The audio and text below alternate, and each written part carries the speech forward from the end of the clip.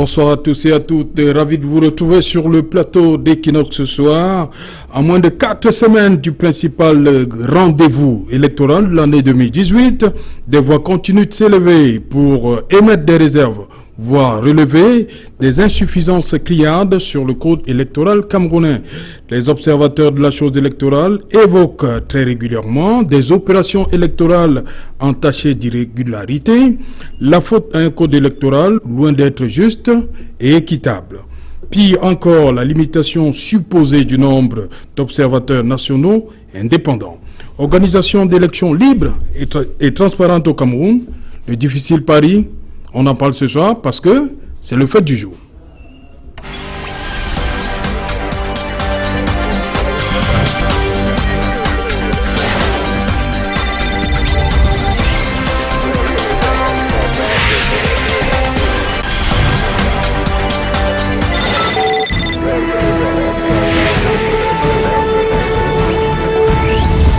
Organisation d'élections libres et transparentes au Cameroun, le difficile pari. Il y a une interrogation, madame, monsieur. Pour en parler, je suis avec Alphonse Dieney. Alphonse Dieney, bonsoir. Bonsoir, Saint-Germain. Vous êtes journaliste d'abord. Oui. Voilà. Tout à fait. Vous travaillez pour le quotidien La Nouvelle Expression. Oui, jusqu'ici, j'assume le secrétaire de rédaction. Donc, je suis secrétaire de rédaction de La Nouvelle Expression. Nouvelle Expression. Voilà. Bienvenue sur le plateau Equinox. Le plaisir est immense de partager aussi cette soirée d'Equinox. Ok, merci. Ouais. Sur ce plateau également, Albert Anatole ici, bonsoir. Bonsoir Jalin, bonsoir c'est Jalin, bonsoir à mes copanélistes. Le plaisir est le mien pour cette deuxième invitation, comme vous avez bien voulu m'adresser. Ok, merci, bienvenue sur le plateau. Je vous remercie. Voilà, vous êtes journaliste Albert Anatole ici. Sur ce plateau également, Fautine Zodjou, bonsoir. Bonsoir Serge Alain, bonsoir à mes co-panélistes et bonsoir aux millions de téléspectateurs d'Equinox Télévision. Ouais, vous avez tellement de casquettes que je préfère m'arrêter à acteur social. Oui, je suis acteur social et je suis essayiste, entrepreneur également. Mais je préfère acteur social parce que nous parlons là d'un fait qui touche directement la société. Ok. Aujourd'hui, beaucoup de gens parlent d'un code électoral à parfaire. Alphonse Dieney, ouais. Dites-nous, le code électoral camerounais, pourquoi il fait tant jaser? On va le dire ainsi. Je crois que ce n'est pas un fait nouveau. Depuis que je suis né de mémoire de citoyens camerounais, les élections n'ont jamais fait l'unanimité au Cameroun et en Afrique d'ailleurs, oui. Parce que c'est jamais de consensus. On a l'impression qu'il y a des individus qui se retrouvent quelque part et qui concoctent des choses sans jamais à ce que ça prouve l'assentiment d'un grand nombre de citoyens. Et du coup, ça fait problème. Il y a comment est-ce qu'on peut dire, des accusations et même des suspicions de tout genre. Parce que ceux même qui sont les auteurs de ça prêtent à ce jeu, parce qu'on ne peut pas comprendre que pour quelque chose qui doit être une affaire de tous les Camerounais, et qu'on s'en soit, une affaire consensuelle, et qu'on s'en soit toujours à toujours quereller, à toujours ne pas s'entendre, à toujours, je n'arrive pas à comprendre cela, mais ça a toujours été le cas, même quand à partir du moment où le multipartisme est entré, on a l'impression qu'il y a les germes du comment on peut dire ça, du monolithisme qui sommeille toujours en nos politiques, il faut le dire, qui ne veulent pas partager et qui ne veulent pas se sentir d'ailleurs. Mais c'est pour ça que d'ailleurs les élections posent toujours problème. On a les dirigeants qui sont mal élus, qui ne font pas l'unanimité, il faut le dire, et ce n'est pas un cas spécifique du Cameroun, c'est partout ailleurs comme ça en Afrique. Ok. Voilà.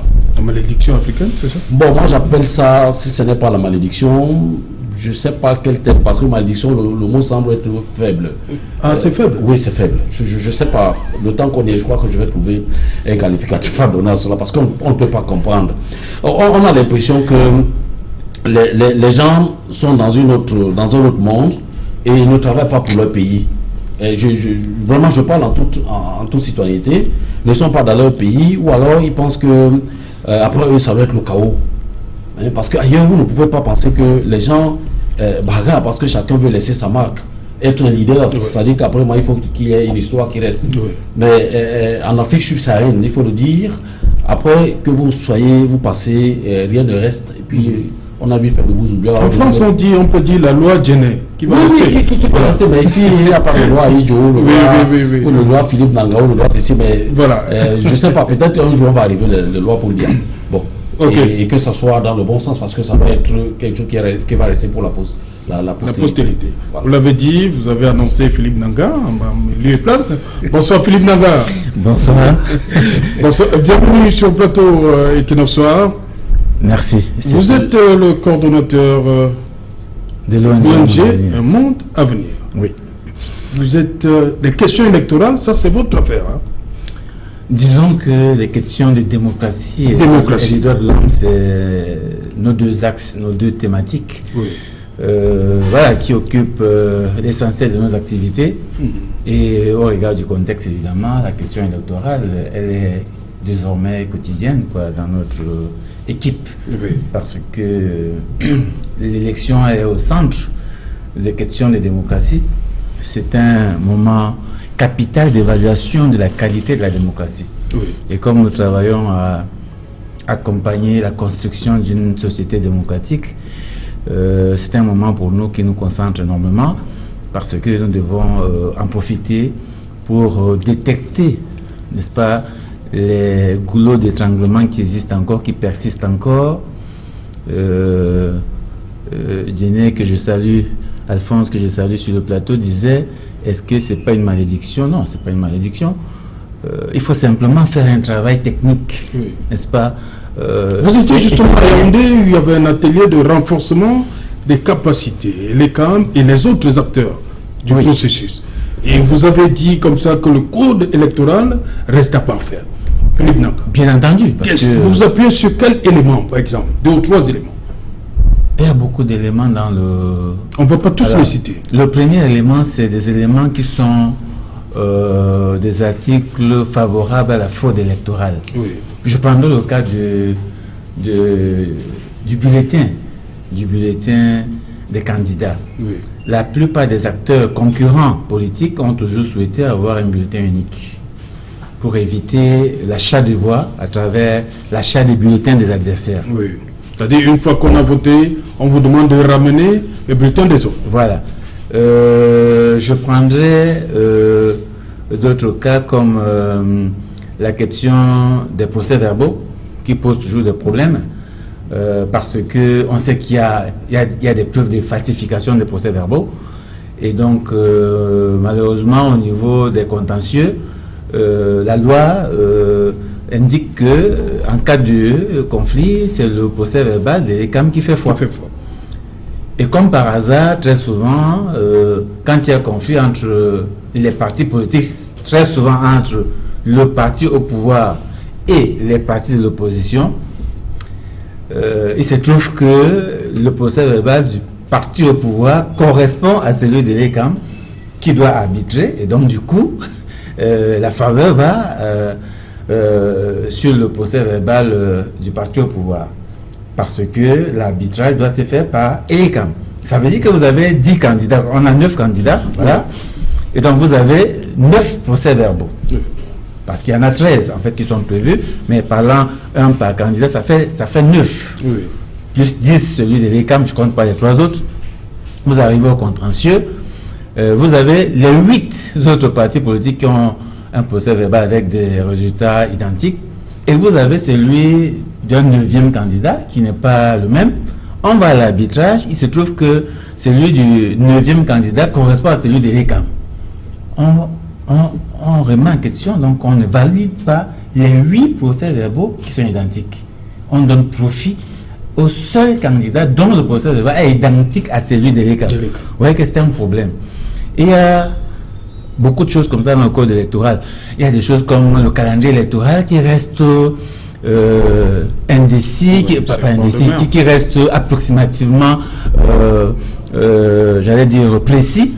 Parce qu'on donne toujours une marge de 60 jours et 50 jours au président pour décider finalement. Parce qu'on dit entre 20 jours avant la fin du mandat et 50 jours après. Donc vous avez toujours une marge de 60 jours.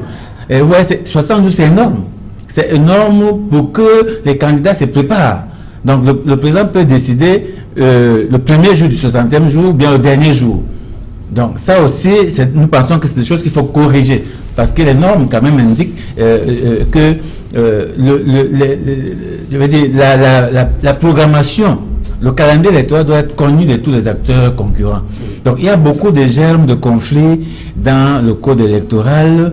On ne peut pas. Bon, je vais prendre le cas aussi le découpage des circonscriptions par exemple. Vous allez voir le cas, la proportion, le nombre de députés par rapport à la population. Vous allez voir par exemple que le Vouri est largement défavorable par rapport au sud. Je pense souvent au cas, c'est-à-dire officiellement on dit que le Vouri est plus peuplé. Voilà, donc vous allez avoir 1,5 million ou 2 millions de personnes pour 9 députés et vous avez 600 000 personnes pour 11 députés. Vous voyez un peu, c'est des choses qu'il faut corriger absolument parce que le code aussi à ce niveau-là n'est pas précis. Il y a d'autres choses comme l'organe en charge de la gestion électorale comme ELECAM, qui n'a pas tous les pouvoirs, alors que la première condition pour dire d'un processus qu'il est démocratique, il faut qu'il y ait un organe en charge de la gestion électorale qui soit indépendant et neutre et qui détienne tous les pouvoirs, c'est préciser tous les pouvoirs pour conduire, n'est-ce pas, le processus électoral. Or, on voit que ELECAM doit encore s'appuyer sur le MINAC pour conduire le processus électoral. Regardez par exemple aujourd'hui il y a un problème grave qui se pose et qui a été d'ailleurs dénoncé depuis quelque temps. C'est le MINAC qui est en train de décider de ne pas autoriser l'observation électorale. Vous déposez votre liste de 600 personnes et puis on dit on va en parler. On va vous donner. Ouais, et ça c'est des incongruités parce que l'organe de gestion électorale qui devrait s'occuper de ça n'a pas le pouvoir. Donc, et pourtant, c'est lui qui a le pouvoir d'encadrer l'observation électorale. Donc, c'est des choses comme ça dans le code électoral qui demandent à être revus. Non, il y a beaucoup d'articles dans ce code électoral qui méritent à ce que... Fatim Diosou, restons sur le cas ELECAM. Philippe Nanga parlait de pouvoir. ELECAM n'a pas les pouvoirs nécessaires. Si aujourd'hui on lui donne tous ces pouvoirs, il y a souvent un autre procès qu'on colle à ELECAM. On dit qu'ils sont inféodés au parti au pouvoir. Où est-ce qu'on va trouver des gens neutres? En fait, la neutralité de l'organe de gestion des élections ne peut être admise que si les membres de cet organe-là sont choisis par l'ensemble des citoyens. Parce que si longtemps que le Comment? Ça dit que moi, quand on parle des personnes neutres, moi, je ne sais pas si ces personnes seront nommées par le président de la République, si seront nommées par le MINAC ou votées au Parlement. Parce que si longtemps, nous sommes en Afrique, que le président de la République va nommer les membres d'une commission électorale, et cette commission, lui, sera acquise. Parce que nous sommes dans des États, dans des néocolonies, où un chef d'État au pouvoir peut faire 20, 30, 40 ans. Donc les gens sont plus attirés par la préservation de leur poste et de leur gain que par les solutions dont ils doivent apporter. Alors, s'il faut parler de la neutralité de l'ELECAM, nous savons tous que l'ELECAM n'est pas neutre.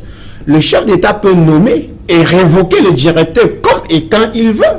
Ça veut dire qu'il suffit qu'un directeur dépose un rapport qui ne satisfait pas, et c'est lui qui lui a nommé, pour que son sort soit scellé.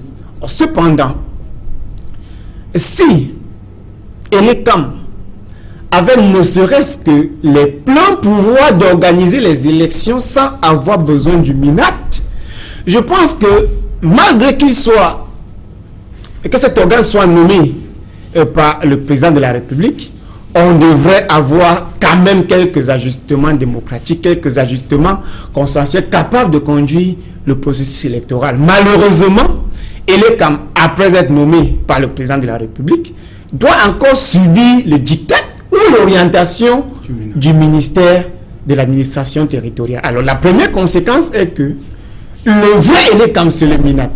Le MINAC dans la mesure où les organes qui doivent venir, qui doivent se présenter pour contrôler les élections, ne sont pas validés par ELECAM. Ça veut tout simplement dire que ceux qui ont un mot à dire sur cette élection après le scrutin doivent être sélectionnés par le MINAT. Alors, les institutions ou les organes, les organisations qui doivent venir contrôler ces élections doivent également être acquises au MINAT. Faute de quoi, on ne vous donne pas les accréditations. Alors, dans notre contexte, dans le contexte camerounais, où les gens sont beaucoup plus aptes à préserver le gain qu'à faire le boulot, il est important, moi je salue les associations comme Monde Avenir pour le combat qu'ils mènent, mais avec les mentalités que nous avons, où est-ce qu'on peut trouver ELECAM consensuel, libre, autonome, capable d'organiser les élections sans favoriser la fraude? Est-ce qu'on peut nommer des individus en son gré et qu'ils agissent contre notre intérêt? C'est ça la question centrale. Alors, est-ce que la nomination des membres de l'ELECAM par le président de la République peut garantir une élection libre et transparente? Pour moi, ça c'est la question essentielle et la réponse ici est non, avant qu'on ne continue. Voilà, Albert Natola ici, l'ELECAM, pour renforcer, on est d'accord, comme disait Philippe Nanga, renforcer les pouvoirs de l'ELECAM pour qu'on s'achemine vers des élections libres et transparentes. Écoutez, est-ce qu'on peut mettre le MINAT de côté? Nous sommes au Cameroun. Écoutez, Serge Alain, j'ai le sentiment qu'il y a beaucoup d'amalgame entre les questions de représentativité et les questions de responsabilité sécuritaire. Ça veut dire quoi? Ça veut dire que c'est vrai, on voudrait que l'ELECAM ait tous les pleins pouvoirs. En quoi consiste ces pleins pouvoirs? Je pense qu'aujourd'hui, l'ELECAM reste une structure perfective, comme tout être humain, c'est important. Cependant, je voulais revenir sur la thématique centrale qui est justement les élections libres et transparentes. Au Cameroun, d'abord, les élections ne sont pas obligatoires. Elles sont libres. Vous avez le choix, le jour du vote, d'aller ou pas voter. Donc, ce n'est pas obligatoire. Est-ce qu'elles sont transparentes? C'est une autre problématique. Cependant, je voudrais vous faire comprendre que, comme je l'indiquais tantôt, l'ELECAM reste une structure perfective. Vous savez, même dans les démocraties les plus avancées que la démocratie à la camerounaise, il y a des choses qui restent perfectives. On ne peut pas dissocier l'ELECAM du MINAT, parce que l'ELECAM est là une structure qui a la responsabilité d'organiser les élections, qui est l'émanation de la loi que nous sommes tous accordés. Cependant, lorsque vous n'avez pas la majorité parlementaire, vous ne pouvez pas faire un quelconque diktat démocratique ou politique. Il faut qu'on s'accorde sur ce point. Deuxième chose, de l'autre côté, vous avez le gouverneur, c'est-à-dire l'administration centrale, c'est-à-dire qui assure la sécurité. Voilà, vous avez qui s'occupe de la sécurité. Il faut que, je ne pense pas qu'on puisse demander à l'ELECAM d'assurer la sécurité des scrutins, j'allais dire des citoyens. Par exemple, le 7 octobre prochain, je ne suis pas sûr que l'ELECAM ait les moyens déjà de pouvoir assurer, la sécurité des scrutins, c'est-à-dire sur l'ensemble du territoire. Certainement, on en reviendra tout à l'heure pour ce qui concerne la transparence. Mais le problème, c'est que l'opposition, j'allais dire les représentants, les mandataires de l'opposition portent, c'est-à-dire qu'ils portent en elles-mêmes les germes de fraude. Le plus souvent, l'opposition, c'est une parenthèse, l'opposition a beaucoup plus de mandataires dans les agglomérations. Et encore. Mais encore. Oui. Mais dans l'arrière-pays, ce n'est pas tout à fait le cas. Donc c'est place à la fraude alors? Non, je veux dire que, ça veut dire quoi? Ça veut dire que, même s'il n'y a pas eu fraude, le fait que l'opposition n'ait pas de mandataire pour des raisons seulement financières ou de représentativité, il n'y aura pas de mandataire dans les bureaux de vote et ça va donner l'impression qu'il y a forcément fraude. Je n'ai pas envie de dire sur ce plateau, je ne suis pas envie de dire sur ce plateau que tout est blanc comme neige. Non. Je voudrais dire qu'à un moment donné, si vous pensez, parce qu'il ne faut pas que les mêmes problèmes reviennent tout le temps. Et ça, c'est le sentiment que j'ai. C'est-à-dire que les mêmes problèmes reviennent tout le temps, c'est-à-dire les questions de fraude, les questions... justement parce qu'on ne sent pas les lignes bouger. Non, ce n'est pas à ceux qui organisent les élections de faire bouger les lignes. C'est ceux qui aspirent à pas le pouvoir qui doivent faire bouger les lignes. Est-ce que c'est ceux-là qui aspirent... La pauvre bulletin unique, restons sur le bulletin unique. Non, je veux dire que... Oui, sur le bulletin unique. Tout à l'heure, j'ai parlé de la loi. Oui. Je pense que c'est ce que prévoit le code électoral, c'est-à-dire qu'il y a l'émanation de la loi. Bon, je pense donc que la loi, tout comme elle est comme reste perfective. Et lorsque vous avez la majorité au Parlement, vous faites passer tout ce que vous voulez. Oui. Bon gré, mal gré. On va attendre 2019. Non, bon gré, mal gré. Je ne suis pas certain. On va attendre 2019. Non, je ne suis pas certain. Je ne suis pas certain parce que lorsque je lis quand même les projets de société ou les pré-projets de société de certains, dans certains réseaux sociaux ou bien leur discours politique, j'ai le sentiment qu'ils ne feront pas le contraire de ce qu'ils reprochent, n'est-ce pas, au régime en place. Et ça me pose un problème. Moi, j'allais oui, rapidement. Rapidement. Alphonse, une minute, oui. Ça dit que l'idée même de la présence des partis, des scrutateurs, des partis d'opposition dans les bureaux de vote naît du fait que la fraude est devenue légale. Parce que dans un processus électoral normal, on n'a pas besoin que les gens viennent contrôler les bulletins après les avoir jetés dans l'urne. C'est-à-dire que l'idée même de la présence des partis politiques dans des bureaux de vote vient justifier la fraude qui devient institutionnelle et que l'organe chargé des élections n'est que là comme écran. Donc la protection du vote devient l'œuvre des partis politiques, ce qui n'a plus de cohérence lorsqu'on parle élection. Ok, Alphonse. Je suis quelque peu bouleversé parce que j'ai l'impression qu'Haïti n'est pas dans ce pays. Pour voir que quand lui-même parle d'amalgame, je ne vois pas l'intérêt du MINAT de charcuter les listes des observateurs sous le prétexte que c'est les raisons de sécurité. Je crois que même le MINAT n'assume pas la sécurité dans ce pays. Il y a les institutions qui ont la responsabilité d'assumer la sécurité des citoyens et des personnes et des biens, non? Qui n'est pas le ministère de l'administration territoriale, qui s'inféode. Non. Les gouverneurs. Les gouverneurs. Les forces de maintien de l'ordre sont là pourquoi? Parce que quand il faut assumer la sécurité des hommes et des biens, le ministère de l'administration territoriale ne commande pas les forces armées. Non. On est d'accord? Non. Bon, maintenant, vous nous dites que on est en train de confondre. Je suis d'accord qu'il y ait des élections libres. Parce que tout le monde, on est libre d'aller ou pas. Oui. Non, mais quand on parle, non, c'est pas ça. Non, je suis même d'accord à l'absolu que ce soit ça. Mais quand on parle de transparence, Saint-Jalin, vous ne pouvez pas me dire, pour prendre le simple cas des procès-verbaux,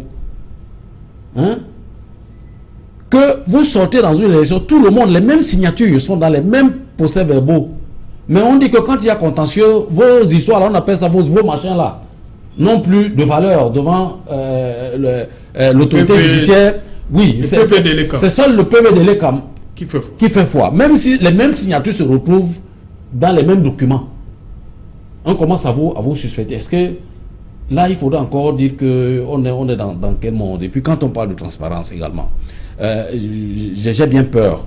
Parce que c'est pour ça que je dis qu'ailleurs, quand les gens travaillent pour le pays, mais quand on arrive dans les pays en voie de plan comme les nôtres... Dans les néocolonies. Non, moi j'allais, mais parce que ce thème-là est barbatif. Nous faisons les mêmes écoles. Ouais. Nous faisons les mêmes universités. On est même les lauréats dans ces écoles comme ces blancs-là. Mais pourquoi vous pensez que quand ils arrivent, vous arrivez chez vous, vous ne pouvez pas faire plus qu'eux? Et qu'eux, ils sont des super hommes qui viennent vous donner des leçons de démocratie, des leçons de ceci, alors que vous faites les mêmes écoles et vous êtes même des lauréats. Parce que la structure n'est pas la même. Mais c'est justement parce que moi j'ai toujours un problème que je dis le patriotisme. On dit que je suis chauvin. Mais lorsque vous travaillez avec un Français, il vous dit qu'il travaille pour la France. Il ne dit jamais que je travaille pour moi parce que son argent même, il ne le contrôle pas. Ça va au pays qui gère et qui lui dit comment est-ce qu'il doit l'utiliser. Mais quand les gens travaillent ici, ils travaillent pour eux-mêmes, pour leur famille, pour les maîtresses, et que sais-je encore. Donc on oublie de penser que le pays doit être construit, parce que vous ne pouvez pas me dire que 50 ans après les indépendances, que nous soyons en train de parler des choses que les Blancs eux-mêmes qui nous ont colonisés ne sont plus là. Et ils reviennent encore aujourd'hui vous donner les leçons de démocratie et avec des lois et des choses qui ne sont captées sur aucun modèle. Parce que lorsque vous regardez le modèle africain, qui était un modèle consensuel, je n'ai jamais vu un chef traditionnel à l'Afrique ancienne qui doit tenir tête à toute la communauté. Il écoute, c'est pour ça qu'il y avait l'arbre à palabres. Il écoute. S'il ne veut pas écouter, on le tue. On le tue. Wow. Donc avant de prendre une décision, oui. Non. Avant de prendre une décision, non, je peux pas le chef traditionnel ne peut pas, ne désigne pas, non. Il ne décide pas. Il consulte les notables. Non. En fait, je suis dans le disant. Ici dit, car ici Anatole, mon frère, mon cher frère, que j'aime beaucoup d'ailleurs, il commence à dire qu'il y a des confusions entre les raisons de sécurité. J'ai pas d'amalgame. Oui, il y a l'amalgame. Oui, l'amalgame entre les questions de sécurité, de transparence, de liberté. Il n'y a il n'y a pas d'amalgame. Non. Il y a d'amalgame. Non, je crois qu'il faut peut-être expliquer. Hein. L'amalgame, c'est à quel niveau? Je crois que j'ai bien développé mon argumentaire. J'ai fait comprendre que nous ne pouvons pas des questions de représentativité. Parce qu'aujourd'hui, il y a un panéliste qui a évoqué cette question sur ce plateau. Notamment pour ce qui concerne les responsabilités, c'est les fonctions des uns et des autres. Maintenant, quand il s'agit des questions de responsabilité sécuritaire, l'État de démembrement, que quand évoqué tantôt, je crois que c'est lui qui estime que pour sécuriser le scrutin, je veux dire le déroulement du scrutin dans les 10 régions du pays, les forces armées on doit le faire. Non, je suis désolé. Non, c'est le gouverneur. D'abord. Non, c'est pas au gouverneur de faire. Jusque là, vous ne pouvez pas. Non. Vous ne pouvez pas. C'est écarté. L'organisation des élections appartient au MINAT. Voilà. Mais cependant, ELECAM, si ELECAM était dans ses responsabilités, le MINAT ne doit pas influencer. Il doit être cette organisation. Un superviseur. Le problème sécuritaire des élections, c'est appartient au gouverneur, au préfet, au sous-préfet. Cependant, est-ce que les accréditations pour les organismes qui voudraient... Non, c'est autre chose. Ok, d'accord. Même sur la question sécuritaire. Oui, Philippe Nanga. Même sur la question sécuritaire, je pense qu'il ne faut pas que ce soit un prétexte à l'émission du MINAT dans... L'autorité électorale au Cameroun, c'est ELECAM. C'est l'autorité électorale. Cette autorité électorale doit avoir les compétences dans toutes les matières sécuritaires, opérationnelles, démocratiques, tout le reste. Vous dites que l'autorité doit. Mais oui, ce n'est pas le cas. Mais alors, s'il y a une différence, on dit qu'il y a une différence. Mais on ne peut pas dire que le MINAT doit venir organiser la sécurité face à l'ELECAM, impuissant de dire quoi que ce soit. Non. Il y a les forces, évidemment, chez nous, on donne la prérogative aux civils qui est le MINAT pour, je vais dire, l'utilisation des forces armées, pas des forces armées, de la police. Maintenant, l'autorité électorale qui est ailleurs, l'autorité électorale, par exemple, vous prenez un pays comme le Ghana, l'autorité électorale, c'est lui qui convoque l'autorité policière pour travailler sur les questions sécuritaires. C'est pas l'inverse. C'est-à-dire que l'ELECAM devrait, en matière maintenant de sécurisation du processus électoral, appeler l'autorité policière pour discuter avec cette autorité policière. Le MINAT, oui, mais comment on fait pour s'assurer? Parce que en réalité, le processus électoral, c'est une action civile, c'est pas une action militaire ou policière. On parle de la police, hein, c'est pour ça qu'on dit que ELECAM assure la police dans les bureaux de vote. On ne dit pas que ELECAM fait appel à la police pour assurer la sécurité. Non, c'est-à-dire que ELECAM fait appel à la police quand il y a un problème. Ça veut dire que a priori, ELECAM n'a pas forcément besoin de commencer à réfléchir sur, n'est-ce pas, la sécurité policière du processus électoral. Maintenant, comme il faut prendre en compte tout ça, ELECAM peut discuter avec l'autorité policière parce qu'il y a quand même un ministre en charge, même si le MINAT apparaît finalement comme sa tutelle, mais le délégué général de la Sûreté nationale a rendu ministre. Donc il peut discuter avec Elecam sur les questions sécuritaires, sans forcément que ce soit le MINAT qui assure plus le renseignement. Le MINAT, par contre, travaille sur le renseignement. Alors que l'autorité policière a quand même à sa tête le délégué général de la Sûreté nationale, qui pourrait travailler avec Elecam sur cette question-là. Le MINAT aussi pourrait être invité par Elecam pour discuter de cette question-là. Mais je vous rassure que c'est l'inverse qui se fait. C'est-à-dire quand on parle de sécurité, on convoque Elecam, n'est-ce pas, au MINAT pour discuter de ça. Ça, c'est une aberration. Et donc, sur le prétexte de la sécurisation du processus électoral, on va imposer à Elecam un certain nombre de choses, voilà, qui vont enfreindre à la transparence électorale. Et ça, c'est là où il y a le problème. Donc, on ne peut pas utiliser le prétexte sécuritaire pour autoriser l'injection, l'intrusion et même la réappropriation du processus électoral par le MINAT. Je dis que c'est une fausse manœuvre, n'est-ce pas, qu'il faut mettre en avant, qu'il faut dénoncer, qu'il ne faut pas valider. Et malheureusement, c'est ce qui se passe. Et tous ceux qui veulent justifier la présence excessive du MINAT dans le processus disent que non, ils sont là pour assurer la sécurité, voilà, il faut qu'ils soient là. Et du coup, on se retrouve dans une situation où on a vu, après les sénatoriales, au lieu que ce soit le président du conseil électoral qui vienne faire le bilan en soirée du processus électoral, c'est le ministre de l'administration territoriale qui vient dire ça s'est bien déroulé, voilà, nous sommes satisfaits en tant que ministère chargé des élections. Voilà, il se perd. Donc voilà un peu la situation que nous allons vivre, que nous sommes en train de vivre. Donc je dis qu'il ne faut pas utiliser le prétexte sécuritaire pour admettre l'intrusion et la réappropriation, parce que c'est de ça qu'il s'agit. On sait qu'hier, aujourd'hui, jusqu'à maintenant, le MINAT ne s'est pas dessaisi des questions électorales. Malheureusement, moi, je vois encore certains cadres de l'ECAM qui sont des anciens fonctionnaires du MINAT, qui n'ont pas perdu les réflexes. Donc, ils sont toujours dans leurs réflexes des fonctionnaires, qui n'ont pas compris que non, ils sont maintenant dans une institution civile. Vous parlez du président ? Non, pas le président. Bon, il y en a.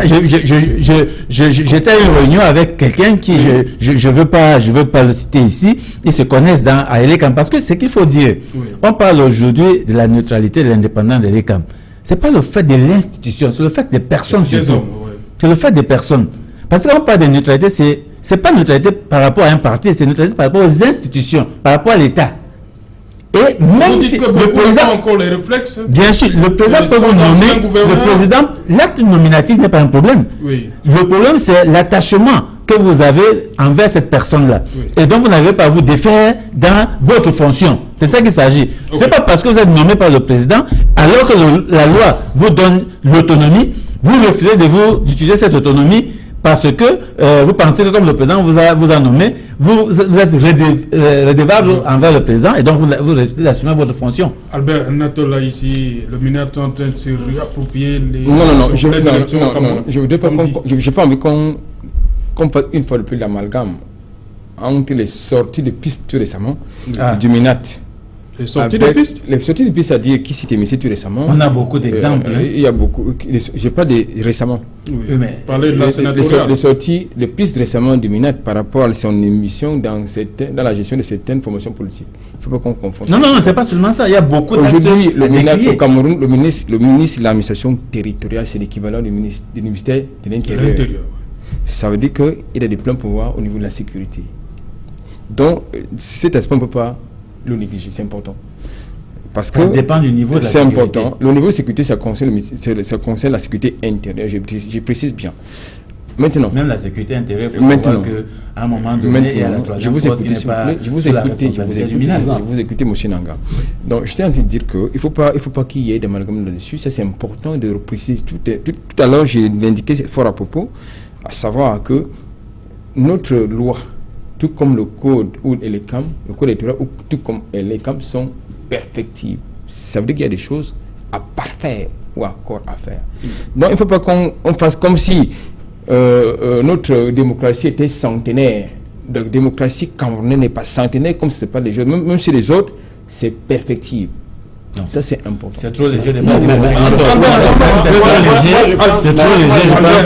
Dans les pratiques, on est au-delà de la Laissez Albert aller au bout de sa pensée.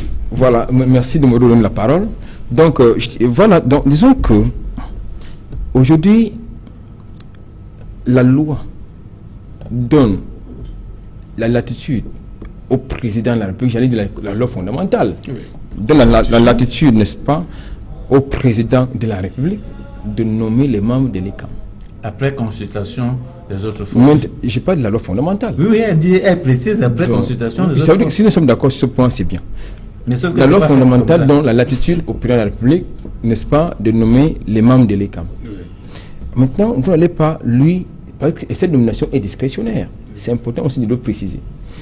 Alors, ce n'est pas parce que la tête d'un tel que vous souciez d'appartenir à tel ne peut pas s'affranchir de son obédience politique, par exemple, de son obédience politique.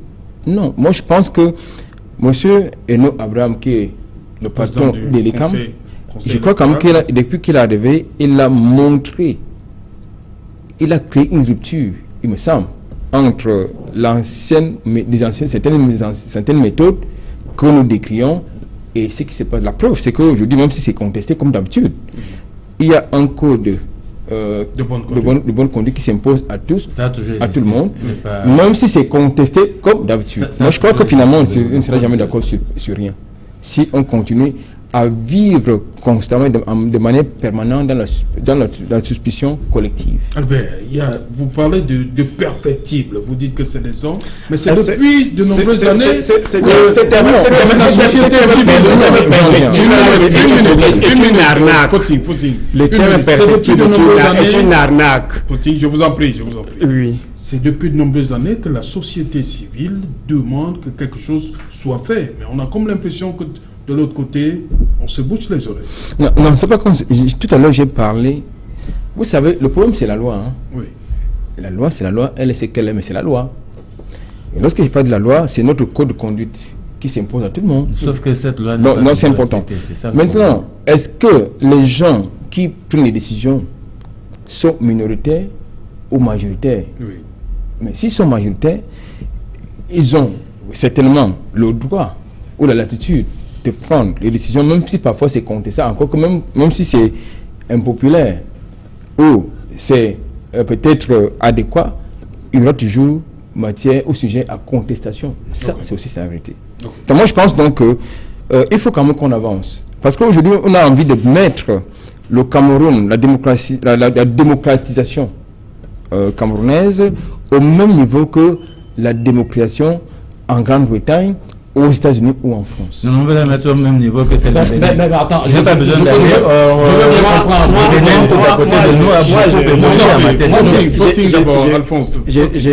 J'ai dit qu'on dit notre code électoral est perfectible. J'aime bien ce mot. Ça dit que on reconnaît qu'il y a des irrégularités, on n'appelle pas à sa correction et on dit on peut corriger, mais on ne corrige pas. La question essentielle ici, pour moi, est de savoir comment nous pouvons être conscients qu'un texte pose un problème et nous ne le corrigeons pas sous prétexte que nous sommes dans un processus de démocratisation. Est-ce qu'on peut avoir un enfant malade à la maison, on est conscient de la maladie, on ne soigne pas, et puis on dit on est dans un processus de soin de la maladie de l'enfant, et ça peut prendre autant de temps que ça peut, parce qu'en fait, la maladie de notre enfant n'a pas encore mis 50 ans. C'est une nouvelle maladie. C'est un peu dans cette logique-là que M. Aïssi veut nous inscrire. Si le problème électoral se pose en Afrique jusqu'à présent, c'est parce qu'en fait, nous ne sommes pas dans des démocraties. Ça dit que démocratie, nous n'en avons pas. On doit avoir d'ici les jours à venir une élection. Le code électoral pose un problème, mais il y a un autre problème qui sera celui de l'observation. Les gens viendront observer les élections. Moi, j'entends bien le frère Philippe Nanga dit que le MINAT essaye de rejeter les listes et n'accepte que ce que lui juge favorable, en fait, à lui ou à la fraude électorale. Il faut dire ça comme ça. Mais on parlait de rumeurs, non, Philippe Nanga? C'est confirmé? C'était... C'est pas une rumeur. Le ministre, je veux prendre l'exemple de l'ONG Monde Avenir, qui en 2011 a eu les accréditations pour 800 observateurs. En 2013, nous avons eu des accréditations pour 1000 observateurs. Cette année, nous avons fait une première liste de 600 observateurs qu'on a soumis pour obtenir des accréditations. Et le ministre a instruit ses collaborateurs, il a écrit sur un bout de papier. Et voilà, c'est-à-dire, par exemple, le Vori, où on avait prévu à peu près 300 observateurs, et il a prévu 10. Vous voyez un peu, il a mis 10 observateurs. Sur 300? Sur 300. À Yaoundé, où on a prévu 120, il met 3. Donc, quand on fait la comptabilité par région, ça nous donne 44 sur 600. Voilà. Vous comprenez que pour une organisation comme un Monde Avenir n'est pas une organisation qui travaille sur les forêts, sur la santé, je ne sais pas moi, le sida, non. Un Monde Avenir est une ONG agréée par le Cameroun qui travaille dans le champ de la démocratie et des droits de l'homme.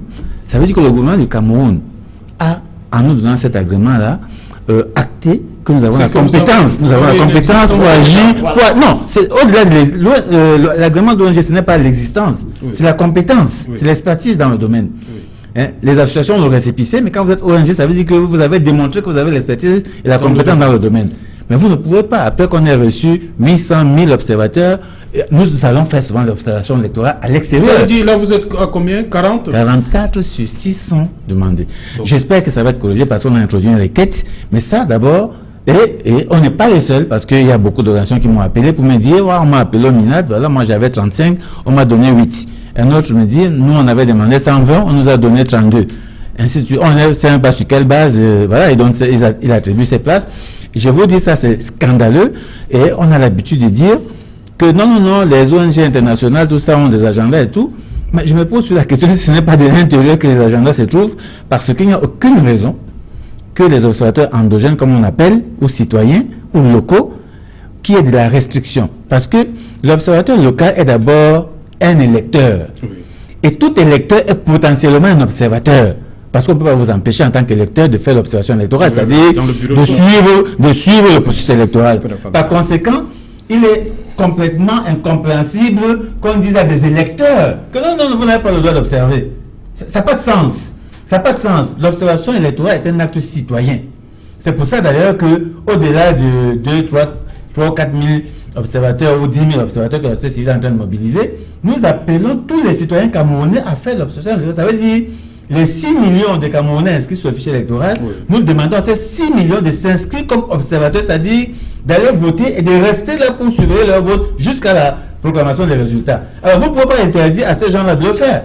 Donc c'est pour ça que je dis que c'est complètement incompréhensible que le ministre dise, réduise ou refuse d'accorder des agréments demandés par les organisations de la société civile. Ça n'a pas de sens. Au contraire, l'observation électorale est recommandée parce que ça vise aussi à témoigner du processus électoral. Refuser l'observation, ça veut dire que vous-même, vous attirez sur le processus de la suspicion. Inutile, parce que demain après demain, c'est un argument qui va être utilisé par l'opposition, par d'autres acteurs pour dire voilà un processus où on a interdit même l'observation et vous voulez nous dire que c'est crédible comment. Donc je pense que c'est un mauvais jeu auquel le MINAD est en train de s'engager. Nous espérons qu'il va être... Non, je ne suis pas d'accord. Il y a quelque chose non, je peux pas. Il y a quelque chose qui peut laisser passer. Ça dit, non, écoutez, un observateur est par définition impartial. Un observateur ne peut pas être électeur. Ça, je suis désolé. Un observateur doit être impartial. Et les observateurs. Donc vous allez en effet à Philippe Nanga.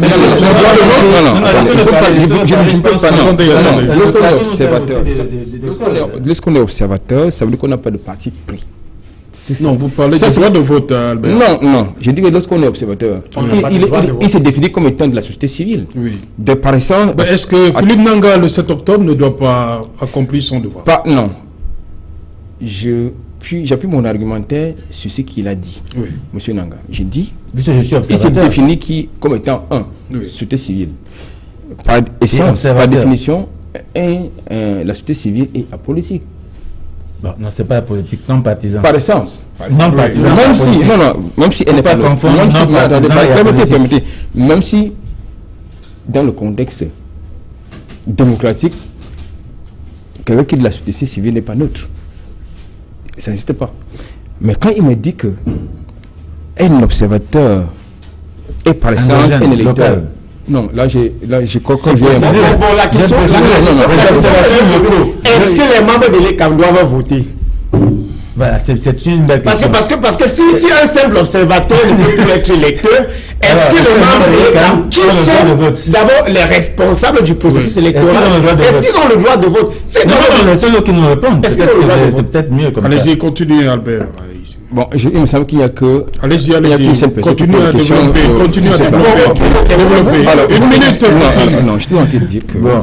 Moi, ça me pose un problème. Lorsque, par exemple, vous avez des observateurs internationaux, est-ce que ces messieurs et ces dames qui viennent observer le déroulement du scrutin ont le droit de vote? Non, les observateurs internationaux... Là, les observateurs nationaux qui...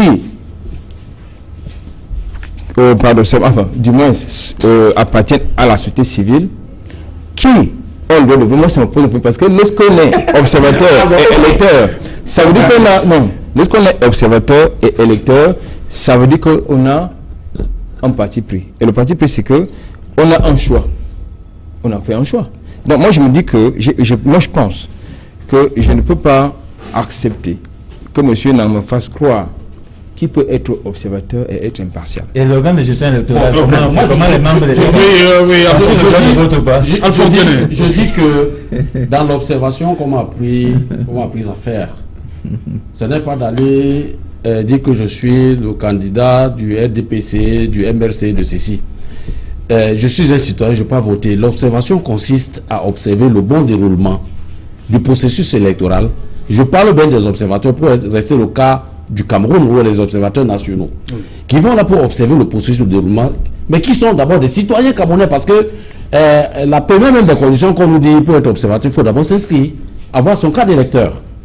Parce que vous n'allez pas aller observer le processus électoral si vous-même vous n'êtes pas un citoyen qui remplit ses droits civiques et comment on appelle encore ces droits politiques et politiques. C'est pas civique. Oui, et politique. Civique et politique. Ça, je le dis. Et les observateurs se recrutent dans tout le panel que vous pouvez avoir. Vous pensez que les scrutateurs, alors les représentants des partis politiques sont là pour observer le bon déroulement des élections, pour faire des rapports et rendre compte que ça n'a pas été bien fait, ça a été bien fait. Leur travail s'arrête là. Ce n'est pas aller pour critiquer et dire que le RDPC a volé. Il dit ce qu'il a vu, ce qui s'est passé et il fait son rapport. C'est ça. Je pense qu'il faut bien expliquer. Voilà. Un observateur, n'est-ce pas, c'est un témoin. Voilà. C'est-à-dire dans le cadre de son activité d'observation, il est non partisan. Voilà. Dans le cadre de son observation, ça veut dire les informations qu'il collecte, il les collecte de manière objective. C'est pour ça que... Donc vous rejoignez Albert? Non, l'objectivité ne veut pas dire que vous n'avez pas le droit de vote. Ça veut dire que bien que vous ayez votre choix à faire au moment de votre vote, dans l'activité d'observation, vous avez un cahier des charges, vous avez des critères précis. Vous ne dites pas ce que vous pensez, vous dites ce que vous avez vu. Et je vous rappelle que tout ce qui est inscrit dans le rapport est documenté. Vous ne pouvez pas aller dire tel a giflé tel alors que vous n'avez pas de preuves de cela. C'est ça l'observation électorale. On n'est pas là. C'est pour ça qu'on dit que l'observation électorale est impartial. Il est non partisan dans son activité d'observation. Mais c'est un électeur. Les observateurs endogènes, comme on les appelle, les observateurs locaux, sont d'abord des citoyens. C'est pour ça que je dis que l'observation électorale est un acte citoyen. Alors moi, lorsque le ministre réduit donc de manière drastique, draconienne le nombre comme ça, c'est pour... Il pense que vous êtes partisan. Justement, non, je crois qu'il a peut-être autre chose.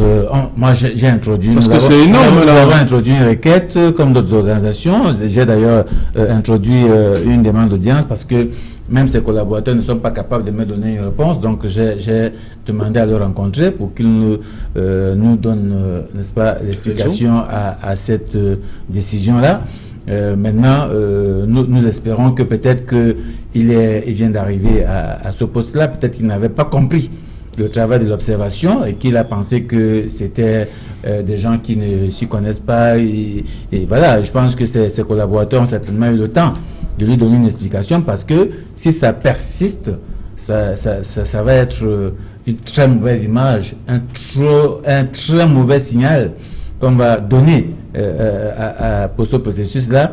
Et les observateurs internationaux qui sont déjà là, parce que j'ai rencontré la mission de l'Union africaine qui est déjà là, il y a d'autres missions de l'OIF qui sont déjà là, ce n'est pas bien qu'ils commencent à collecter ce genre d'informations. Je pense que notre pays n'a pas besoin de ternir aussi mal son image. Je pense que nous devons arrêter, n'est-ce pas, ces actes qui concourent à salir à chaque fois l'image de notre pays, avec des actes qui concourent à remettre en question les propres engagements de notre pays. Notre pays a ratifié un certain nombre d'instruments qui engage notre pays à respecter des critères dans le cadre, par exemple, d'une élection. Je vais citer la Charte africaine pour la démocratie et l'élection et la gouvernance.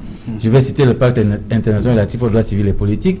Je vais citer la Déclaration universelle des droits de l'homme, qui sont des instruments qui définissent de façon claire les processus électoraux, comment le pouvoir du citoyen dans le cadre de la dévolution de pouvoir. Et l'activité d'observation est une activité, n'est-ce pas, adoptée pratiquement même en Europe. Les citoyens le font de manière mécanique. Donc c'est pour ça que je dis que c'est un acte citoyen. En Afrique, de plus en plus, les pays recommandent.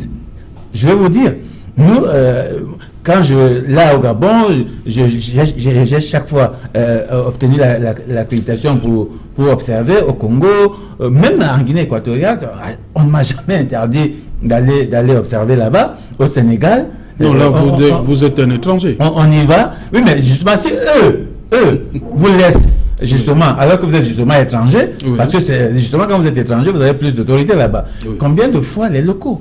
En général, les locaux, au contraire, parce que le ministre, l'accréditation que nous demandons, c'est simplement parce que nous avons besoin de la sécurité, n'est-ce pas, de nos observateurs. C'est pour ça qu'on a l'accréditation, parce que le badge qui est donné par le MINAT impose au MINAT quand même de vérifier si quelqu'un a un souci, qu'il soit sécurisé. Maintenant, et puis aussi là, on parlait de transparence. Quand un processus est transparent, le ministre fait quoi? S'il pense qu'il y a un problème avec un dispositif, par exemple, il appelle les acteurs concernés. Okay. Il faut qu'on arrête cette histoire dans ce pays où vous êtes ministre, vous pensez que non, vous pouvez vous lever un matin et dire que désormais on ne marche plus sur cette route. Ok, merci. Sadiq Moufele, bonsoir. Bonsoir Serge Alain, bonsoir à vos invités. Voilà, le journal de 20h, c'est dans un instant. Vous avez préparé pour nous. Qu'est-ce qui est au menu, Sadiq Moufele? Ce soir, vous suivrez la procession qui a été menée à Bana, dans le département du Honkam, là où doit reposer désormais le patriarche et célèbre industriel Kadi de Fotso. Les obsèques officielles se poursuivent depuis ce vendredi jusqu'à samedi dans son village natal, dans le département du Honkam, mais aussi la République du Cameroun qui pleure un ancien ministre. On en parlera dans le journal de 20h. Nous parlerons des questions d'emploi concernant les jeunes. Que prévoient les différents candidats à l'élection présidentielle? Nos reporters ont feuilleté les pages d'emploi de ces candidats à l'élection présidentielle. Nous parlerons également des principes de démocratie. Vous avez commencé à aborder la question. Aujourd'hui, c'est la journée internationale de la démocratie et de nombreux experts estiment qu'il y a des entorses aux principes démocratiques au Cameroun et que l'achat des votes, notamment l'achat de la conscience des électeurs à travers des promesses matérielles, ceci est également considéré comme une entrave à la démocratie. C'est à suivre dans le journal de 20h. Voilà, madame, monsieur, l'essentiel de tous ces titres, c'est dans le 20h que va présenter pour vous, une fois de plus, Cédric Moufele. Quant à moi, madame, monsieur, je vous retrouve après pour le débrief. Retour sur le plateau équinoxois, toujours en compagnie des experts. Et le premier à intervenir, c'est Alphonse Diené. Ce discours d'Adolphe Lélé Lafrique qui appelle la population à aller déposer les armes dans les chefferies et autres. C'est un nouveau pas, là? Non. Vous croyez que quelque chose va changer? Non, je ne pense pas, parce que des informations que nous recevons ici font état, n'est-ce pas, du durcissement de ton que ces gens, ces sécessionnistes, il faut les appeler ainsi, ont pris. Et ajoutant à cela les bandits qui sont arrivés, parce que vous voyez, j'ai du mal à comprendre que nous défendons une idéologie et que nous soyons à rendre les populations qui doivent être notre support des bourreaux, des victimes. Maintenant, et puis moi je dis que tel que c'est parti, parce que la dernière information en date, c'est que ces gens-là, ils viennent chez vous, vous dites que vous devez donner 250 000 francs, voici le numéro que vous devez payer. Ils laissent même les contacts de téléphone. Vous pensez que, comme ils ont pris goût à l'argent, et je ne sais pas, au rançonnement, ils vont accepter le discours du gouverneur, qui, pour moi, on ne donne même pas le montant, parce que c'est encore, ça aurait bien été, si on apprenait qu'il a dit que dans la réinsertion, chacun doit peut-être à 5 millions, que ça pouvait dire que bon, qu'on est tenté de faire ça. Je dis n'importe quoi. Mais je dis que tel que ça se passe là-bas aujourd'hui, je crois que ce discours-là ne passe pas et qu'il faudrait que nous évitions que chacun aille à faire du saupoudrage. Chacun y va. Le problème tel que ça se passe au nord-ouest et au sud-ouest doit être un problème national. Ce n'est pas un problème de région pour penser que le gouverneur va dire ceci. Le gouverneur sort de Yaoundé ou le ministre mais il sort de Yaoundé. Vous voyez que la conférence des gouverneurs, le discours de c'est un discours de guerre.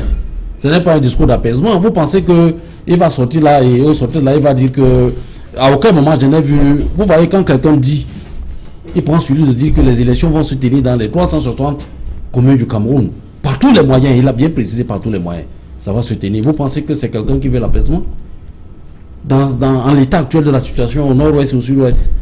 Parce que quand on est ici de l'autre côté, on ne voit pas ce qui se passe. Nous avons vu des images où des gens, où une région est en train de se vider complètement. En train de se vider complètement.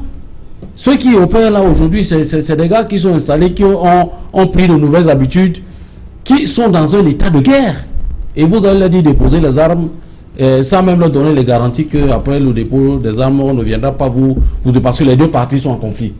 Donc moi je dis qu'il faudrait éviter, c'est vrai, c'est bon, c'est un discours d'apaisement, voilà. Mais il faudrait qu'on dise que le problème est un problème de toute la nation aujourd'hui et que les gens doivent se retrouver pour parler et finir un problème qui ne doit plus être l'affaire d'une seule personne, fût-elle le gouverneur de la région du nord-ouest ou alors du sud-ouest. L'affaire est trop grave, de toute façon. Ok, Albert, ici, le gouverneur Adolphe Lélé l'Afrique, il manie carotte et le bâton en même temps. Mais écoutez, nous sommes dans un contexte de guerre. Il y en a qui ont eu de la peine, ils ont même du temps à admettre que nous avons affaire des terroristes. Il y a eu beaucoup de guerres de sémantique, mais à la fois on a admis que nous avons affaire des terroristes. Tout à l'heure, c'est vrai, pour une fois, je vais être d'accord avec lui. C'est-à-dire que vous ne pouvez pas dire que vous combattez pour une cause qui implique les populations. En même temps, vous agressez les mêmes populations, vous les violez, vous les tuez. Finalement, les populations se retrouvent entre deux feux. Le feu d'un côté des terroristes, parce que moi je préfère ces termes, parce que c'est le cas. Lorsque vous décapitez quelqu'un, vous décidez d'ôter la vie de quelqu'un parce qu'il n'épouse pas votre cause, il ne partage pas vos convictions, c'est du terrorisme. Donc, d'un côté, vous avez donc les populations qui sont entre deux feux, d'un côté le feu du terrorisme, de l'autre côté, qui accuse les populations de collaborer avec les forces de défense et de sécurité. De l'autre côté, vous avez les forces de défense qui estiment que ces populations ne collaborent pas trop avec elles, ça pose un problème. Cependant, il est important de préciser aussi que monsieur le gouverneur de la région, qu'il soit de la région du nord-ouest ou du sud-ouest, ils sont dans leur rôle. Et parce qu'il faut restaurer... Non, c'est Adolphe Lélé de l'Afrique qui a sorti son... Disons que monsieur le gouverneur de la région... Kalabila, on l'a pas encore écouté. Disons que ils sont dans le même contexte. Oui. Cependant, monsieur le gouverneur de la région du nord-ouest est dans son rôle. Parce qu'il faut rétablir l'autorité de l'État par tout le monde de droit. On sortit de la conférence des gouverneurs tout de suite. Il a décidé de prendre le taureau par les cornes. Non, je pense qu'il a commencé à prendre le taureau par les cornes lors du fameux incident que vous connaissez. Vous attendez un peu. Vous voyez quand même des individus qui prennent sur eux d'abord de détruire des investissements privés, de mettre en mal la vie des citoyens, et ils prennent sur eux de porter atteinte ou bien comment ça dit, détruire une route pour y creuser des tranchées, parce qu'il faut une délimitation désormais définitive, selon eux, entre la zone, entre la région anglophone et la région C'était francophone. ça la limite? Je crois que c'est la limite. Donc, je crois que avec ce genre de situation, il fallait des mesures fortes. Je pense qu'il a fait ce qu'il fallait faire. Cependant, à son niveau, en tant que représentant de monsieur le ministre de l'administration territoriale, il fait ce qu'il peut, mais cependant, la véritable solution vient du commandement central, c'est-à-dire du commandement des forces armées et de sécurité. Parce qu'il faut absolument que cette affaire-là se termine. Okay. Du moment où vous avez, comme l'a indiqué tout à l'heure mon copanéliste, des mercenaires qui sont invités dans la criminalité, vous avez de l'autre côté des complicités, c'est-à-dire des étrangers. Parce que il n'y a plus que, des... on ne peut plus seulement observer qu'il y a que les Camerounais, c'est-à-dire nos compatriotes anglophones. Nous avons désormais des mercenaires. Vous avez en date les images, n'est-ce pas, des navires, des bateaux qui ont été arraisonnés par nos forces de défense au niveau de notre espace maritime. Et ces navires avaient en leur possession, ces occupants avaient en leur possession des armes de guerre et beaucoup d'argent. Donc je pense qu'aujourd'hui, il est important que celui-là qui a pris la responsabilité, l'engagement de protéger, d'assurer la sécurité des citoyens et de l'intégrité territoriale de ce pays, prenne ses responsabilités. Ok. Philippe Nanga, le gouverneur a doublé l'Afrique dans son rôle là? Évidemment qu'il est dans son rôle en tant que gouverneur dans un régime... Appeler les habitants de Nord-Ouest à déposer les armes. Oui, avec un suivi psychologique par la suite. Son rôle correspond au régime dans lequel il est présent. Son rôle correspond aussi à l'administration qui est la sienne. Donc, il ne va pas se défaire de son administration centrale. Par contre, est-ce que ce rôle est efficace, peut être efficace? C'est la question. Il me semble que, en dehors de ce qu'il suggère, une prise en charge psychologique aux assaillants, le reste n'est pas nouveau. Ce n'est pas aujourd'hui qu'il appelle à arrêter les armes, arrêter les combats. Ce n'est pas aujourd'hui qu'il appelle les populations à ne pas céder. Mais forte est de constater que ce discours n'a pas fonctionné jusqu'ici. Nous savons tous que ce que nous vivons dans le sud-ouest et le nord-ouest est davantage un problème politique. Et on ne règle pas un problème politique comme ça, seulement avec les armes. On n'a pas vu jusqu'ici le volet politique prendre la mesure de la situation. Les discours sont toujours des discours militaires, de guerre. On a les moyens, on va faire ceci, mais en même temps, ces régions se vident de leur population, les morts s'enchaînent, les destructions s'enchaînent également, la terreur prend le pas sur, n'est-ce pas, la situation paisible que vivaient les populations dans ces localités. Je crois qu'il est temps que nos gouvernants prennent la mesure de la situation et admettent qu'il y a une mauvaise gestion de cette crise et que il faut revoir les stratégies. Monsieur Alphonse Dienel a dit, vous avez des journalistes dans ces localités, moi aussi j'y vais de temps en temps, puisque nous avons des partenaires associatifs dans ces localités. Il faut y aller pour comprendre la situation. Le gouvernement, dans sa stratégie, a poussé les populations à adhérer à l'action des sécessionnistes, ce qui n'était pas le cas il y a 2 ans, 3 ans. C'est-à-dire que face à des réponses inappropriées, les populations finalement ont pensé qu'il vaut mieux peut-être soutenir ceux qui pensent qu'il faut effectivement séparer le Cameroun en deux. Non, mais non, Philippe, aujourd'hui même, on les impose, on leur impose. Voilà, c'est ce qu'il faut dire. Est-ce que il y en a qui sont contre, ils achètent leur liberté. Non, ils achètent une adhésion. Je vous dis que au-delà de ceux qui adhèrent par crainte ou autre, oui, voilà. Mais il y a un phénomène. Il faut y aller pour comprendre. Quand vous voyez des gens quitter des villes pour fuir vers la brousse, comment vous pouvez expliquer ça? Que les gens quittent les zones urbaines pour aller vers la brousse. Il y a beaucoup de population en brousse. Alors qu'on sait que les sécessionnistes sont en brousse.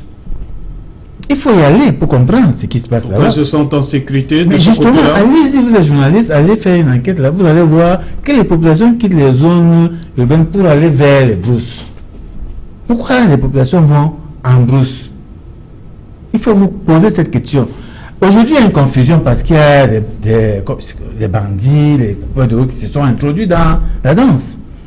Et ça crée une confusion générale. Mais quand vous interrogez les gens là-bas, dans le sud-ouest, dans le nord-ouest, ils ont développé une haine, pour la plupart, vis-à-vis du gouvernement qui n'a pas su trouver les bonnes réponses à leurs problèmes. Je vous dis, il faut y aller, parler aux gens. Vous allez voir. Pourquoi est-ce que l'activité terroriste prospère? Je dis bien l'activité terroriste.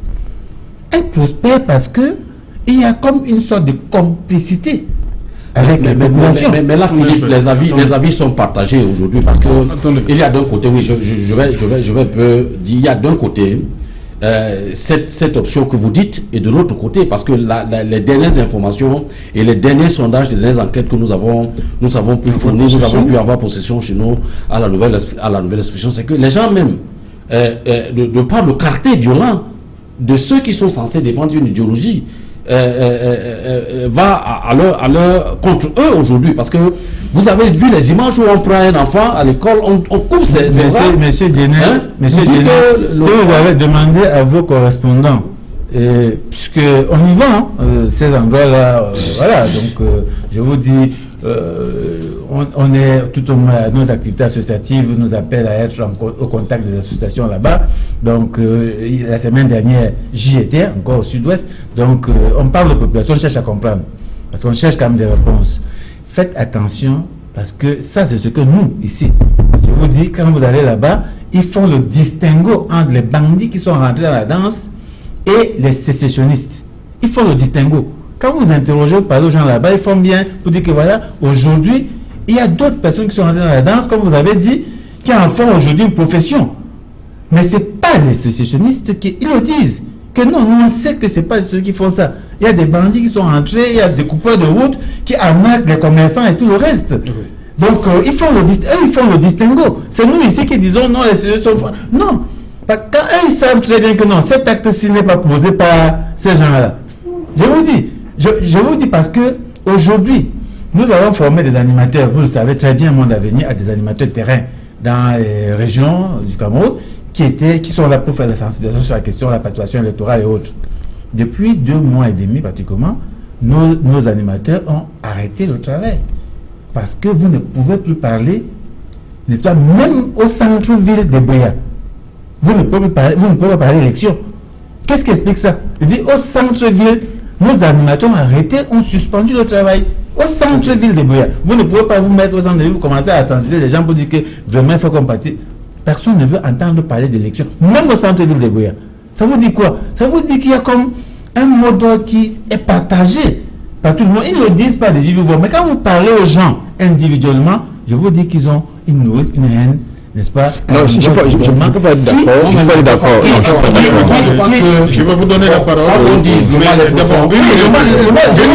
dis qu'il y a une récupération. Je vous dis qu'il faut bien changer. Il y a une récupération d'un groupe de personnes aujourd'hui qu'on appelle des bandits qui effectivement profitent de la situation, arnaquent les populations, font la terreur justement au nom des sécessionnistes. Je vous dis, ça c'est justement l'information de proximité que nous Ok, on va d'abord écouter sur la question, Fotine, avant de revenir sur Albert Anatole et Alphonse Djené qui brûlent envie de répondre à Philippe Nanga. Bon, c'est vrai que c'est une question très délicate. Déjà, il faut déjà rappeler que le discours du ministre n'est pas compris ni même écouté par les Non, destinataires. nous sommes sur le cas du gouverneur du Nord. Alors que le discours du gouverneur, est-ce que ce discours arrive dans les oreilles des destinataires? Est-ce que cette population-là a même aujourd'hui encore la capacité de recevoir une information, de comprendre que le gouverneur a instruit ceci? C'est ça la première question.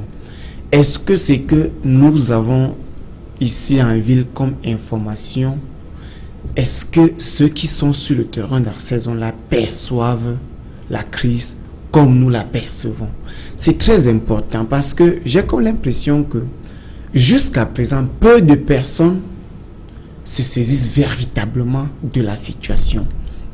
Si les bandits ont introduit les mouvements sécessionnistes et qu'on pense qu'il faut traiter tous ces sécessionnistes de bandits, je pense qu'il faudrait qu'on remonte aux origines de la crise avant de tenter d'apporter des solutions.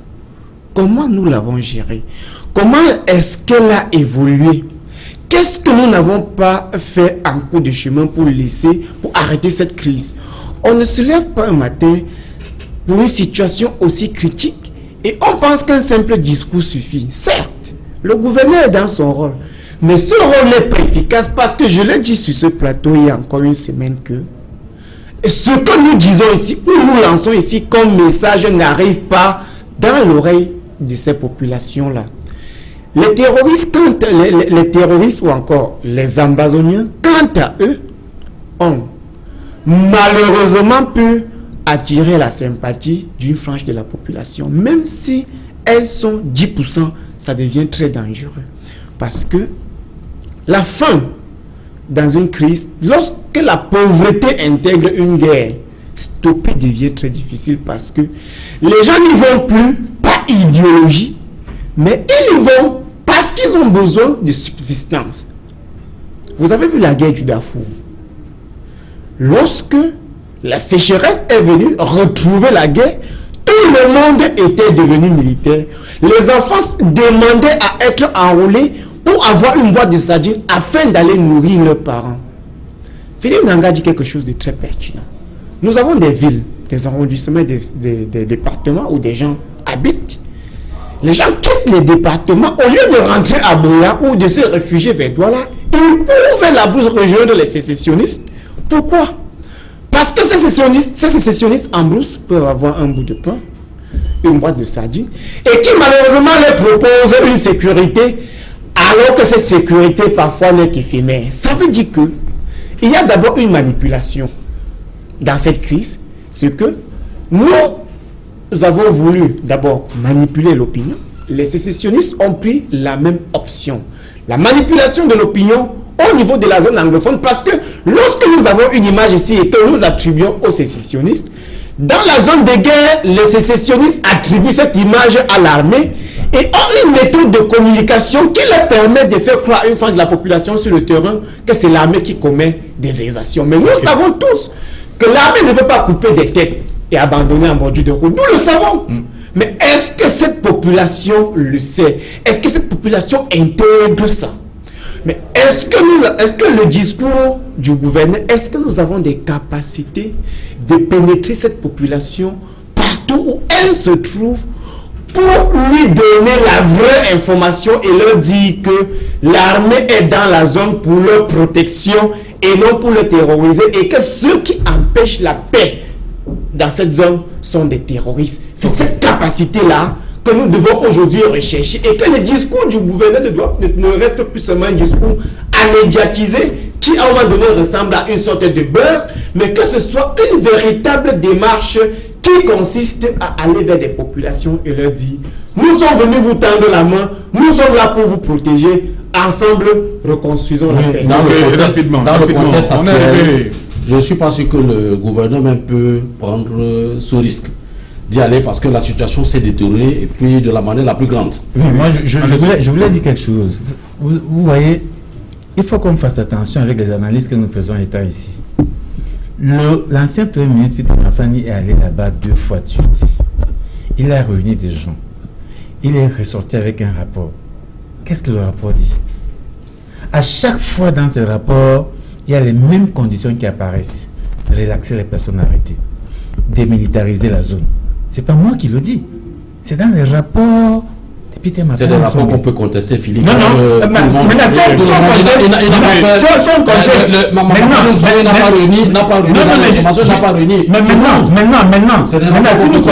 si nous contestons les rapports d'un monsieur comme celui-là, qui est allé là-bas, réunir ses frères, et il est sorti avec ça. Pourquoi vous voulez qu'on mette à droit là et qu'on fasse des analyses? Ce monsieur même ne porte même pas la population. L'élite est fortement contestée. Non, mais là-bas quand même, le travail qu'il a fait. Non, moi je suis en train de vous dire.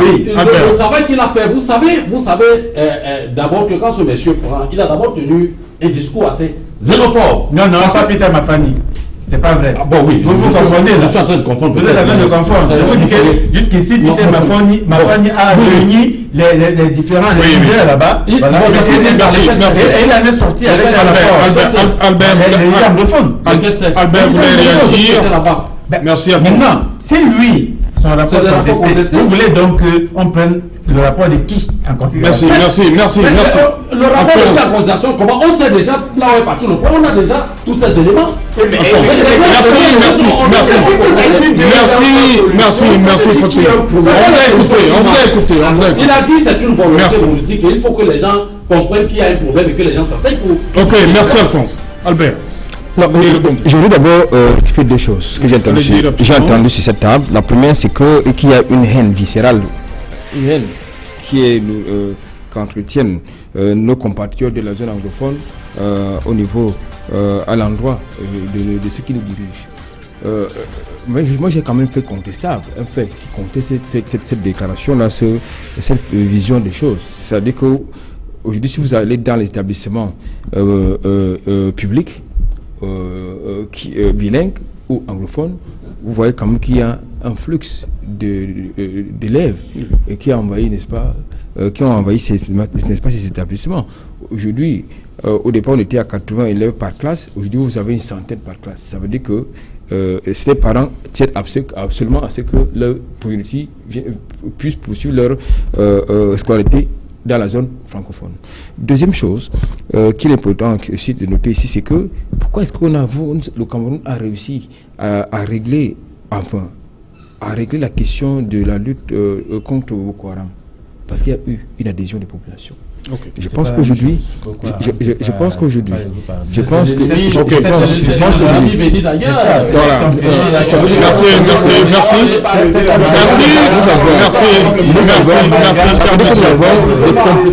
oui, merci.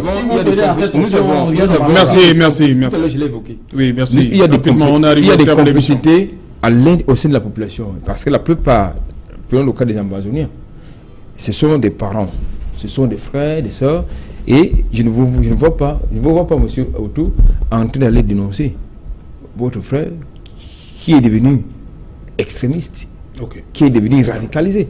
Donc moi je pense que aujourd'hui, il est important de changer de discours. Parce que il me semble que, même si au départ nous avons reproché ce nombre de choses à ce qui nous dirige, l'arrogance sur le terrain par rapport aux revendications peut-être légitimes de ceux qui sont devenus, qui sont radicalisés. Oui, il me semble qu'aujourd'hui, il faut aussi inverser la tendance. C'est-à-dire que adapter la riposte par rapport à la menace. Ok, merci cher monsieur d'être venu. Oui, merci oui, merci Philippe Nafta, une fois de plus. Merci Albert, merci Fauti, une fois de plus d'être venu. Voilà, c'était Equinox Soir, madame, monsieur, rediffusion 23h GMT. Il sera minuit. Abonnez-vous, abonnez-vous.